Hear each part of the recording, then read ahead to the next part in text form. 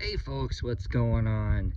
Figured I'd do a quick kit review on this BanDai Star Wars Slave 1 kit.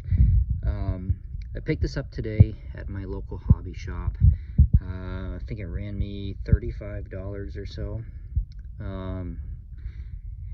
It's, from what I can tell, a very nice kit. As you can tell, obviously the box art pretty cool, you know, got a nice picture of Slave 1 on there. As you can see, it's a 1/44 scale kit. And let me just show you a little bit of the box art on here. Pretty good detail.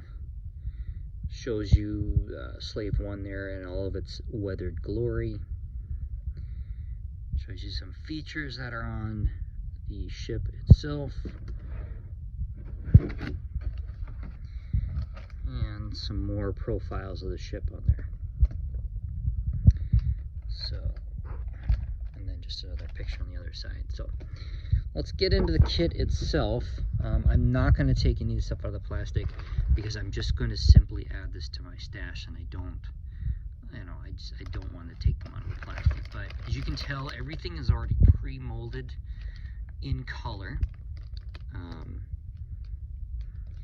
Got the cockpit pieces in there. This looks like the lower part of the ship. So yeah, everything's pre-molded in color. However, when I do this kit, I am not going to do it in the colors that you're seeing. I mean, it'll be in the original colors, but I'm not going to use the plastic. I'm actually going to primer everything and then paint over it in the colors that you actually see in the movie and whatnot. So that way I can weather it and all that kind of stuff. So, because I definitely want to give it that weathered look. But so this is the molding in these reminds me of like the Gundam kits and stuff. So, and that's what you're seeing. So you can see this is all one sprue, but like you got the green here and this rust color here, and they're joined together. Same with, like, I think these are laser bolts. They're just molded straight into everything else. So pretty common, I think, for a lot of these Japanese style kits. There's another one, some decals in there. I think, yeah, those are not water slide decals. Those are actually stick-on type decals. So that'll be interesting. I'm used to water slide decals. My son has built a few of the Gundam kits that have similar style decals. So that will be interesting for me. So more, and I will say that this kit is very nicely detailed. I'm not disappointed with the detail on this thing at all. That's the base, some pieces for the base and whatnot. So there's that one. Some more pieces. And I'm not exactly sure what all these are, but obviously I will learn that as I build it. So I think this large piece here is the back of the ship. Where the engines and stuff are. So,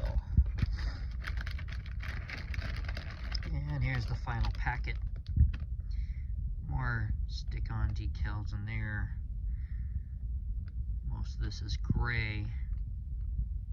And on the back side, it's that light green color.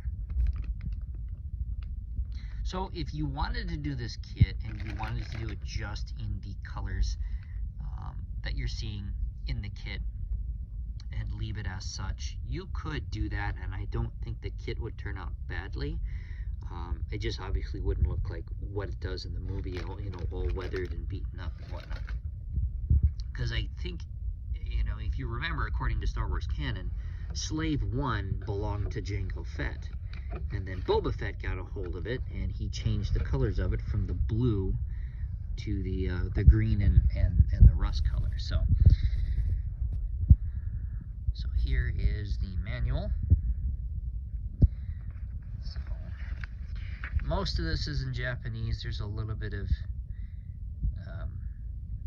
English on here. Let's see here. This says, "The deadly Slave 1 was infamous for its association with Jango Fett, a bounty hunter in Mandalorian armor.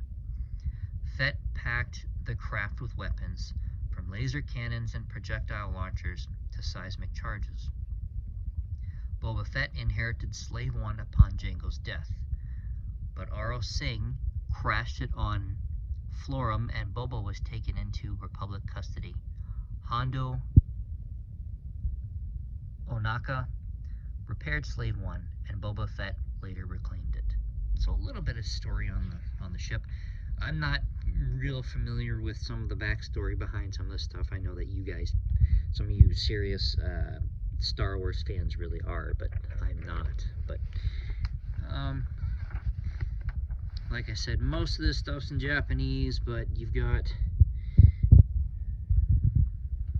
oh, look at this. I guess it has both. Look, it says right here, choose either stickers or water decals. Huh.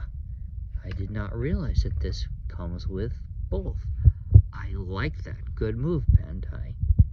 I'm more of a water slide decal fan. So, and they undoubtedly, I'm guessing, did that for ease of skill level, right? So if you're lower skill level or just want to put the stickers on, you can do that. If you prefer the water slide decal, you know, you could do that. So that's actually really, really nice. I like that feature. So here's more of the in the instructions, and see, and it shows you throughout the instruction manual what you're building. So like this here, you're doing the cockpit, and it looks, from what I can tell, the layout of this, it follows a really similar layout to like building an aircraft. I build mostly World War II style aircraft, and you know, if you've ever built an aircraft, you know that you always start with the cockpit first, and then the fuselage, and then you move on from there. So this looks like it kind of follows a similar idea. So you're starting the cockpit, then you're going to do Boba Fett, you know, and then you're going to fill him in, you know, you put him in, and then build everything around him. So as far as whether or not this kit is, I think it's, I don't know if it's snapped together or if it is glued together. If it's like the Gundam kits, it's just straight up snapped together. So see here, and then this part here tells you that you're building the lower part of the ship. See, and then you got, you know, the parts that'll go on there. The nice thing about this is, even though that it is mostly in Japanese, you still have, it's like your part numbers. Tree A, you know, sprue A, and then part 7. You know, sprue A, part 6. And then this is sprue C1, part 21. So that's the nice thing about it. So it's really hard to get lost while you're building this kit. So if you're, you know, if you're like me and you can't read Japanese, it's not really an issue. And this, it tightly fit the parts as far as they will go. So in other words, they're telling you to put those engine nozzles in there as tightly as you can. So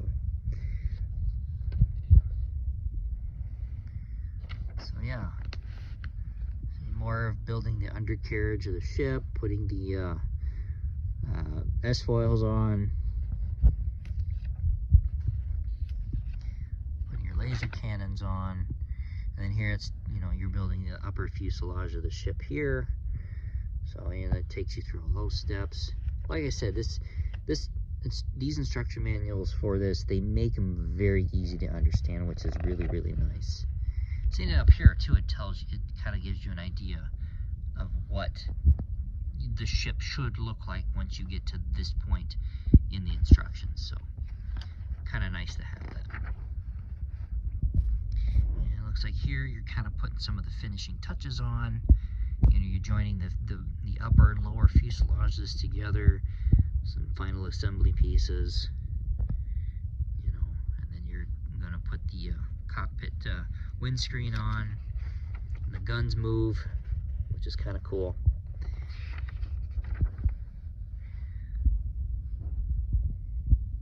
And then, you know, putting the stand together shows you, and then the stand actually, I think it doesn't show you, yes, the stand here actually articulates, which is kind of nice. So you could have the ship angled and you know, in whatever direction you would like.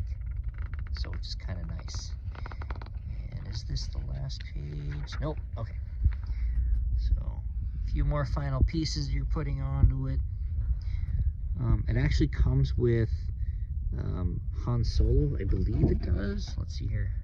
Yep, you can see right there. Comes with Han Solo frozen in carbonite, which is kind of a cool little deal. So you can kind of recreate the scene from Empire Strikes Back if you wish. And this is showing you here. There's the lower ramp with Han Solo frozen in carbonite. And then it has two different ramps, so you can do the longer, the extended one, or you can just put the cap on and then it'll seal it up for you. So kind of a nice little ordeal. And then here's more profile pictures of Slave One in all of its beauty.